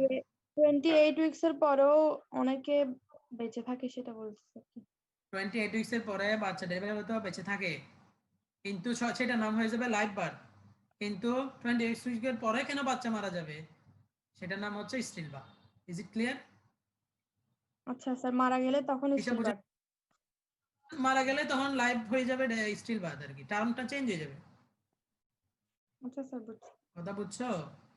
এটা হইছে তোমার জি হিসাব স্যার। অনুযায়ী তো স্যার এটা বেঁচে থাকার কথা, আচ্ছা তখন তার নাম স্যার লাইফ বার্থ। আচ্ছা ঠিক আছে, এখন কথা হচ্ছে তোমার স্যার এটা তো মারা গেছে, এখন মারা যেতে পারে না, এই যে বিভিন্ন কারণে ডিজিজ গুলো নাম বললাম না, তখন তখন তো নাম স্টিল বার্থ। Okay fine. এখন আসো ডেথ বার্থ। ডেথ বার্থ হচ্ছে ইউটেরাসেই বাচ্চা নাই, এবং একটা বাচ্চা যখন ইউটেরাসের ভিতর মারা গেছে, এখন তুমি তো জানো না কখন মারা গেছে, মা তো দেখে, মা খেয়াল করছে কি, মনে করো বাচ্চা তো ডেইলি 10-15টা কিক মারে, বাচ্চা নড়াচড়া করে, ফিটাল মুভমেন্ট, ফিটাল কিক, এগুলো কিন্তু মায়েরা বুঝতে পারে, এবং ম্যাডামরা বলে যে এগুলো গুনে গুনে রাখবেন। বাচ্চার নড়াচড়া কম হলে, বাচ্চা যদি মনে হয় নড়াচড়া কম করতেছে, আমাদের কাছে চলে আসবেন। বাচ্চা কম নড়াচড়া মানে ডেঞ্জারাস সাইন, এবং এটা দিয়ে বোঝা যায় বাচ্চা মারা যাচ্ছে। মা খেয়াল করতেছে কি রে, 2 ঘন্টা হয়ে গেল, 3 ঘন্টা হয়ে গেল, বাচ্চা তো কোনো নড়াচড়া নেই, আবার হঠাৎ করে মনে হচ্ছে পাচ্ছি, আবার পাচ্ছি না, এরকম করতে করতে দেখা যায় ডাক্তারের কাছে আস্তে আস্তে অনেক সময় 24 ঘন্টা পার হয়ে যায়। তো আমরা জানি একটা বাচ্চা মানুষ বা একটা ডেড বডি 24 ঘন্টা পার হওয়ার দরকার আছে, রাইগোমোটিস স্টার্ট হওয়ার জন্য দরকার নেই। রাইগোমোটিস তো তোমার কতক্ষণের মধ্যে শুরু হয়ে যায়? 12 আওয়ার্স। 12 আওয়ার্স তো হোল বডিতে আসতে, 12 আওয়ার্স হচ্ছে হোল বডিতে রাইগোমোটিস। মারা যাওয়ার সাথে সাথে মারা যাওয়ার 1 to 2 আওয়ার্স এর মধ্যে রাইগোমোটিস স্টার্ট হয়। দেখো একটা মা তার বাচ্চা মারা যাওয়ার 8 থেকে 12-24 ঘন্টা পরে যাচ্ছে ডাক্তারের কাছে, ডাক্তার আল্ট্রাসাউন্ড করে, স্টেথোস্কোপ দিয়ে দেখতেছে ফিটাল হার্ট সাউন্ড নাই, পাঠাইছে আল্ট্রাসাউন্ডে, আল্ট্রাসাউন্ডে বলতেছে এটা ডেড। কতক্ষণ হয়ে গেছে মারা গেছে? 24 ঘন্টা হয়ে গেছে, তার মানে রাইগোমোটিস অলরেডি স্টার্ট হয়ে গেছে। কারণ রাইগোমোটিস হচ্ছে মারা যাওয়ার 1 থেকে 2 ঘন্টা পরে শুরু হয়, পুরো বডিতে এস্টাবলিশ হতে লাগে 12 ঘন্টা, এবং আরো 12 ঘন্টা হচ্ছে পুরো বডিতে স্টে করে, এবং এরপরে হচ্ছে আস্তে আস্তে এটা কি হয়, চলে যাইতে লাগে আরো 12 ঘন্টা। চলে যায় আবার।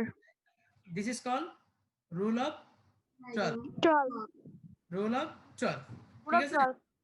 Rule of 12, very nice. তাহলে তুমি যখন এই বাচ্চাটা ডেলিভারি হবে, তখন বাচ্চার কি বাবা রাইগোমোটিসের ডেলিভারি, পেটের ভিতরে রাইগোমোটিস শুরু হয়েছে, রাইগোমোটিসের ডেলিভারি ইম্পর্টেন্ট টার্ম, এটা না বলতে পারলে ফেল।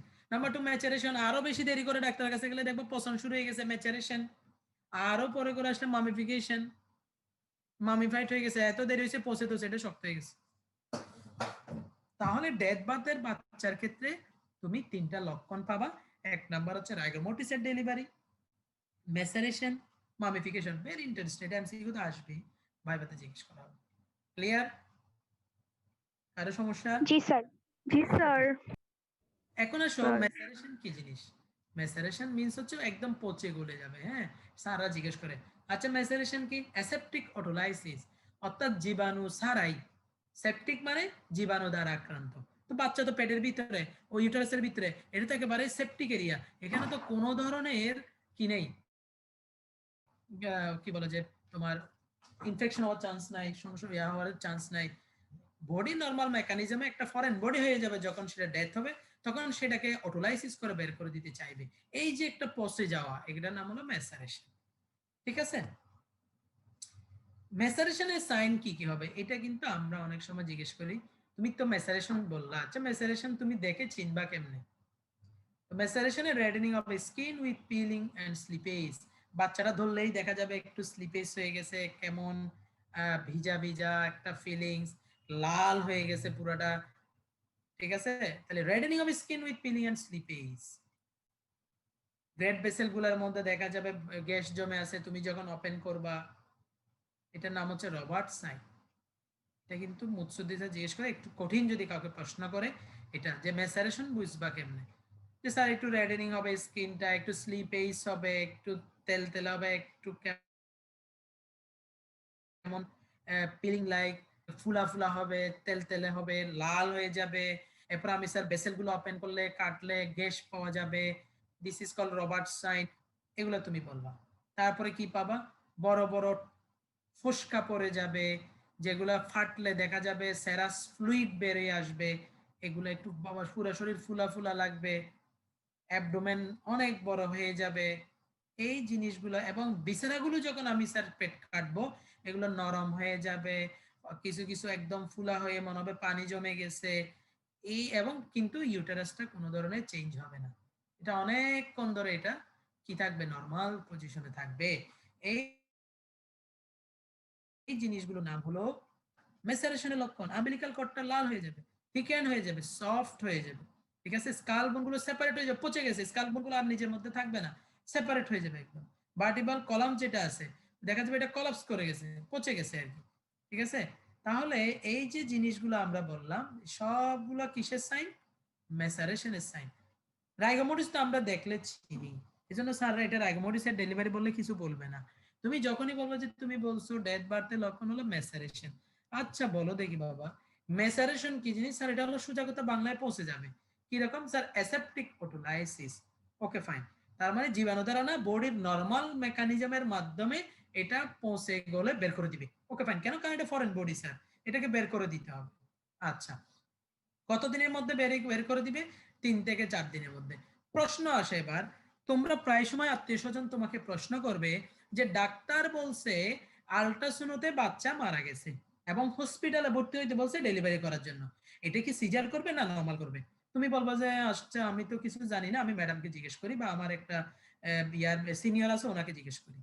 তো এটার আনসার হলো, যখন বাচ্চা মারা যাবে, ঠিক আছে, বাচ্চা যখন মারা যাবে তখন সেটা হয়ে যাবে ফরেন বডি, তখন তোমার আর সিজার করা লাগবে না, নরমাল বডির ফিজিওলজিতেই এটাকে ঠেলে পচে গলে বের করে দিবে 3 থেকে 4 দিনের মধ্যে। সো তোমাকে কেন ভর্তি হইতে বলছি? কারণ তুমি যখন ভর্তি হবা তখন আমরা তোমাকে একটু অবজার্ভ করবো ইনফেকশন হয়ে তোমার জ্বর আসতেছে কিনা, আর তোমাকে আমরা একটু অক্সিটোসিন দিব যেন ইউটারাস কন্ট্রাকশন করে বাচ্চাটাকে বের করে দেয়। কথা বুঝে গেছে? Okay fine. জি স্যার। জি এই স্যার। জন্য ওকে ফাইন। তাহলে এখন প্রশ্ন আসে, রাইগোমোটিসের ডেলিভারি তো স্যার আমরা বুঝি, রাইগোমোটিসে কি হয়? শক্ত হয়ে যায়, স্টিফনিং হয়ে যায়। আচ্ছা আচ্ছা, তুমি বাবা বলো তো এবার, এই যে ম্যাসারেশন বলছো, তুমি ম্যাসারেশন হইছে কিনা কিভাবে বুঝবা? এক নাম্বার বলবা sir reddening of skin with peeling and slippage, লাল হয়ে যাবে, তকতকে একদম ভিজা ভিজা হয়ে যাবে, একদম ধরলেই মনে হবে যে তেল তেলে স্লিপেজ। স্যার এরপর কি হবে স্যার? ভেসেল গুলো ওপেন করলে পাবো হচ্ছে গ্যাস, যেটার নাম কি স্যার? Robert sign. নাম্বার 3, বড় বড় ফুসকা পড়ে যাবে যখন আরো দেরি হয়ে ডেলিভারি হবে, 24 ঘন্টা পর যদি ডেলিভারি স্যার বড় বড় ফুসকা পড়ে যাবে, এগুলো ফাটলে স্যার সেরাস ফ্লুইড বেরিয়ে আসবে। আর কি স্যার? পেট একদম ফুলে যাবে আরো দেরি হলে। এরপরে কি হবে? এরপরে হচ্ছে স্যার তার বিছানাগুলো ওপেন করলে দেখবেন যে স্যার সফট, ইডিমেটাস, লুজ হয়ে গেছে। ইউটেরাস কেমন থাকবে স্যার? ইউটেরাস খুব অনেকক্ষণ পর্যন্ত নরমাল থাকে। আম্বিকাল কর্ড স্যার রেড হয়ে যাবে, স্মুথ হয়ে যাবে, স্কাল বোন গুলো স্যার একদম সেপারেট হয়ে যাবে, ভার্টিব্রাল কলাম স্যার কোলাপস করে যাবে। আচ্ছা, তুমি তো তাহলে মেসারেশন বুঝলা। এখন তুমি বলো, তুমি যে বললা যে তোমার স্কাল বোন গুলো, হ্যাঁ, এগুলো সেপারেশন হয়ে যাবে, সেপারেশন হয়ে এরা হবে কি একটা একটার উপর উঠে যাবে, একটা একটার উপর উঠে যাবে। হ্যাঁ, তারপর হচ্ছে যে তোমার ভার্টিবাল যে কলামটা আছে, এই ভার্টিবাল কলামটা দেখা যাবে কি কোলাপস করে যাবে। হ্যাঁ, তাহলে এই যে জিনিসগুলোর নাম কি?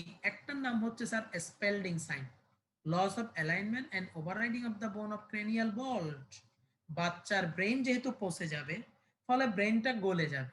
ব্রেন যখন গলে যাবে, স্কাল বোন গুলো চুপসে যাবে, চুপসে গিয়ে একটা একটার উপর উঠে যাবে, উঠে গিয়ে এটা কি হবে? এটার নাম হয়ে যাবে স্যার স্পেলডিং সাইন। নরমালি কেন মাথার শেপটা ভালো থাকে?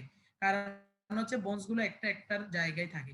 কিভাবে থাকে? কারণ ভিতরে তো একটা জিনিস আছে, সেটা তো তাকে কলাপস করতে দিচ্ছেন না, সেটার নাম ব্রেন টিস্যু। তো ব্রেন টিস্যু গলে গলে পচে গেছে, তাহলে তো বোনস গুলো একটু চুপসে যাবে, চুপসে গিয়ে একটা একটার উপর ওভাররাইডিং হয়ে যাবে, মাথাটা একদম মাইক্রোর মতো হয়ে যাবে, লম্বা লম্বা হাইসের মতো হয়ে যাবে। ঠিক আছে, তাহলে একটা একটার উপর উঠে যাবে, এটার নাম হলো স্পেলডিং সাইন। এটা খুব প্রিয় কোয়েশ্চেন আমাদের মুসুদ্দি স্যারের এবং মুহিবুল্লাহ স্যারের। What do mean by Spalding sign? Loss of alignment, overriding of the cranial vault. কেন স্যার? ব্রেন টিস্যু গুলো তো স্যার শ্রিঙ্কেজ করে যাবে, পচে যাবে, যখন গলে যাবে, শুকায় যাবে, ছোট হয়ে যাবে, তখন বোনস গুলো একটা একটার উপর উঠে যাবে, কারণ মাথা তো ফাঁকা। This is called Spalding sign. ঠিক আছে, বুঝা গেছে? জি স্যার। তাহলে এখানে কয়টা কয়টা সাইন পাইলাম? একটা পাইছি রবার্ট সাইন, সেটা নাম হলো গ্রেট ভেসেল গুলোতে আমরা কি পাবো? ঘেঁষ পাবো। গ্যাস পাবো, আর একটা নাম হচ্ছে গ্যাস স্পেলডিং সাইন, পাবো। গ্যাস পাবো, ভেরি গুড। আর একটা হচ্ছে স্পেলডিং সাইন। স্পেলডিং সাইন হচ্ছে ক্রেনিয়াল গুলো যখন গলে যাবে, ছোট হয়ে যাবে, পচে যাবে, বোনস গুলো একটা একটার উপর উঠে গিয়ে, হ্যাঁ, ওভাররাইডিং হয়ে যাবে, দেখতে মানে এটা শ্রিঙ্কেজ করে। স্যার স্পেলডিং সাইন বেশি প্রিয় কোশ্চেন এগুলো সামনে। তো ভায়াবল এজ অফ ফিটাস কত, সেটা আমরা অলরেডি বলে ফেলছি, সো এগুলো আমাদের বলার দরকার নেই। আজকে এতটুকুই থাক। লাইভ বারটা অনেক ইম্পর্টেন্ট এবং লাইভ বারটা অনেক বড় এবং লাইভ বারটা প্রচুর পরীক্ষায় আসবে, সেটা আমরা পরে আলাপ করব। ঠিক আছে, এটা প্রায় সময় রিটেনে আসে, ওসপিতে আসে, ভাইবাতে আসে, লাইভ বারটা, যেটা আমাদের খুব প্রিয় কোয়েশ্চেন। হ্যাঁ, ওকে, দেখি কারো কোনো কোয়েশ্চেন থাকলে বলো। আমরা তো অনেকগুলো জিনিস পড়ালাম। এক নাম্বার হচ্ছে তোমার ইনফ্যান্টিসাইড, ফেটিসাইড, ফিলিসাইড। দেন আমরা বলছি ইনফ্যান্টিসাইড হলো একটা বাচ্চা 15 দিনের মধ্যে ডেলিভারি হওয়ার পর যদি কিল করা হয়, আনলফুল, কথাটা বলতে হবে, আনলফুল ডিস্ট্রাকশন, তখন সেটার নাম হয়ে যাবে স্যার ইনফ্যান্টিসাইড। যদি স্যার বাচ্চার ফিটাস জন্মের আগে মারা যায়, সেটার নাম ফেটিসাইড, মেরে ফেলি। ফিলিসাইড হচ্ছে জন্মের পর যে কোনো বাচ্চাকে মা বাবা হত্যা করলে নাম ফিলিসাইড। এরপর আমরা বলছি কোন স্যার একটা জিনিস, বলো। সেখানে তো ফিলিসাইড যদি বাবা মা মারে, এখন যদি জন্মের আগে মানে অ্যাবর্শন করতে চায় বাপ মা, তাহলে কি এটা ফেটিসাইড হয়ে যাবে? হ্যাঁ, abortion is one kind of feticide. কারণ জন্মের আগে মারলে তো ফেটিসাইড। Abortion is one kind of feticide. ঠিক আছে, এরপর আমরা বলছি কোন কোন কারণে, মোটিভের কারণে আমরা ইনফ্যান্টিসাইড গুলো বাংলাদেশে হচ্ছে সেগুলো বলে ফেলছি। ইললেজিটিমেট, বাচ্চা জন্ম নিলে, একটা উইডো, আনমেরিড গার্ল, বাতাস লেগে গেছে, ভালো লাগছে, মানে আকাম কুকাম যা করার করে ফেলছে, বাচ্চা হয়ে গেছে, এগুলোর কারণ। এরপর আসতেছে প্রপার্টির কারণে, প্রপার্টির গরিব দারিদ্রতার কারণে, এগুলো অনেক পর। এরপর আমরা বলছি যে মেডিকোলিক্যাল ইম্পর্টেন্স কি। তুমি একটা এরকম ডেথ ফিটাস আসলে, বাচ্চা আসলে তুমি কি কি পয়েন্ট গুলো নোট করবা, এই জিনিসগুলো আমরা অলরেডি বলে ফেলছি। এরপর আমরা বলছি cause of infant death, very interesting. বলছিলাম এখানে কি কি হতে পারে, এর মধ্যে একটা অন্যতম কারণ হতে পারে যে ন্যাচারাল কজ। দেন আরেকটা অন্যতম কারণ হচ্ছে sir acts of modes of infanticide, যেগুলোকে আমরা বলছি ক্রিমিনাল কজ। কিছু ছিল accidental cause. Criminal cause acts of commission, যেটা তোমার অ্যাক্টিভ পার্টিসিপেশন থাকবে, গলা টিপো, পানিতে চুবাও, নাক মুখ চিপে ধরো, যেমনে পারো, এরপরে আসাদ দাও, ঝাড়ি দাও, লাথি দাও, ইচ্ছা মতো। আরেকটা হচ্ছে অ্যাক্টস অফ কমিশন, যেগুলো নর্মাল কাজ ছিল তুমি করো নাই, নিউট্রিশন বন্ধ করে দিলা, হ্যাঁ, বলে যে খাওয়া দিয়ে কি বলে পানিতে মারবো ভাতে মারবো, তারপর হচ্ছে তুমি তাকে তার কেয়ার নিলা না, ওয়ার্ম করলা না, ঠান্ডা থেকে নরমাল করলা না, সাকশন দিলা না, স্পিরেশন হয়ে গেল, এই জিনিসগুলো। ব্লিডিং হচ্ছে বন্ধ করলো না, আম্বিলিকাস কেটে দিলা, ক্লেম করলা না, অমিশন, অমিট করা, তো নেগলিজেন্স। এরপর আমরা তোমাদেরকে কি বলছি, এরপর আমরা তোমাদের কিছু টার্মিনোলজির কথা বলছি, সেটা হচ্ছে স্টিল বার। বাচ্চা 28 উইকস ক্রস করে গেছে, বাট ডেলিভারির পর দেখতেছি ডেথ। কারণ কি? ডেফিনেটলি ডেলিভারির প্রসেসে হয়তো কোনো কারণে মারা গেছে, সেটা আমার দায়ী আনস্কিল হওয়ার কারণে, আমার ট্রমা হয়েছে, আমার হাত দিয়ে হেড ইনজুরি হয়েছে, আমি কোনো কিছু দিয়ে এমন ভাবে টানাটানি করছি বাচ্চা মারা গেছে। অথবা মনে করো যে তার কোনো কনজেনিটাল অ্যানোমালি ছিল, জন্মগত ত্রুটি ছিল, আম্বিলিকাল কর্ড পেঁচে গেছিল, অথবা হেড ইনজুরি হয়েছিল, হ্যামোরেজ হয়েছিল। আচ্ছা, আরেকটা হচ্ছে ডেথ বার। 28 উইকস এর হোক আর যাই হোক, বাচ্চা ইউটারাসেই ডেথ। আর আমি যখন ডেলিভারি হচ্ছে তখন দেখতেছি আরো 3টা লক্ষণ পাওয়া যাচ্ছে, রাইগর মর্টিসের ডেলিভারি, ম্যাসারেশন, মামিফিকেশন। তখন আমরা বলতেছি কেন এগুলো পাচ্ছি, কারণ একটা বাচ্চা মারা যাওয়ার সাথে সাথে মা বুঝতে পারে না, মা বুঝতে বুঝতে 8 ঘন্টা পার হয়ে যায়, 24 ঘন্টা পার হয়ে যায়, যত দেরি হয় বিভিন্ন লক্ষণ বেড়ে যায়। ম্যাসারেশন কি? অ্যাসেপ্টিক অটোলাইসিস, যে বডির নরমাল ফিজিওলজিতে একটা ফরেন বডি যখন হয়ে যায় বাচ্চা মারা যায়, এটাকে গলায় পৌঁছায় বের করে দেওয়া। এবং সেই জন্য আমরা বলি আইউড ইন্ট্রাইউটেরাইন ডেথ যখন হয়ে যায়, আল্ট্রাসাউন্ডে কনফার্ম হয়ে যায়, তখন কিন্তু আমরা আর সিজার টিজার করি না, ভর্তি করে ইনজেকশন দিয়ে বাচ্চাটা বের করে ফেলি। কারণ এটা তখন পচে গলে এত ছোট হয়, তখন তোমার ভ্যাজাইনাল আউটলেট যত ছোট হোক এটা বেরিয়ে আসবে। এরপরে হলো আমরা বলছি যে ম্যাসারেশন আমরা কিছু জিনিস বা লক্ষণ আমরা দেখব, সেটা কি? বাচ্চা ফুলে যাবে, রেডেনিং হবে, স্কিন হবে, পিলিং হবে, লিকে স্লিপেজ হবে, গ্যাস জমবে গ্রেড ভেসেলে, রবার্ট সাইন বলতেছি, তার ক্রেনিয়াল বলটা একটা একটার উপরে গিয়ে এরকম ওভারল্যাপ হয়ে যাবে, মাথা ছোট হয়ে যাবে, শ্রিঙ্কেজ করে যাবে, এটার নাম বলছি স্পেলডিং সাইন। আমরা বলতেছি ইউটেরাস কোনো সমস্যা না হলেও আর যে সফট বিসারাগুলো আছে, স্টমাক, লিভার, হার্ট, লাংস গলে যাবে, সফট হয়ে যাবে, ইডিমাটাস হয়ে ফুলে ফুলে যাবে অনেক সময়। এই জিনিসগুলো আমরা তোমাদেরকে বলছি, আশা করি এই জিনিসগুলো তোমরা বুঝতে পারছো। এরপরে যেটা পড়াবো আমরা লাইভ বার্ড, সেটা আমরা আগামী দিন বলবো। এটা খুবই ইন্টারেস্টিং এবং লাইভ বার্ডটা কিন্তু পরীক্ষার জন্য খুবই ইম্পর্টেন্ট। আর কোনো কোশ্চেন থাকলে বলতে পারো।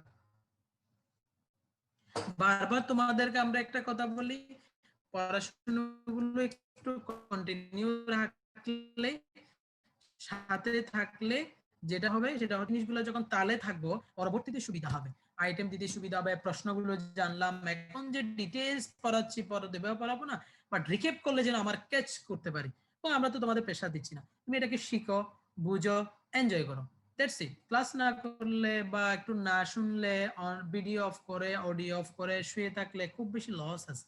কারণ আমাদের যেগুলো আমি পড়াচ্ছি এগুলো তোমার প্র্যাকটিক্যাল লাইফের দরকার আছে। আগামী দিন লাইভ বার যখন পড়াবো তখন আরো ইন্টারেস্টিং টার্ম আছে, যে তুমি বলতেছো যে স্যার পানিতে চুবাই মারলে কি আমি আপনি ধরা খাবেন না? খাবো। সে জন্মের পরে সে জীবিত ছিল, আমি পানিতে চুবাই মারছি, তার লাংস ওপেন করলেই তুমি বুঝতে পারবা। সেটা তোমাকে আমি আজকে শিখে দিলে কালকে অটোপসি করতে পারবে তুমি। এগুলো ইন্টারেস্টিং। প্রশ্ন থাকলে বলো। পুকুরে পরে মারা গেলে স্যার, হ্যাঁ, পুকুরে পরে মারা গেলে স্যার এটা ড্রয়িং হবে না স্যার? বুঝিনি আবার বলো। স্যার পুকুরে পরে মারা গেলে?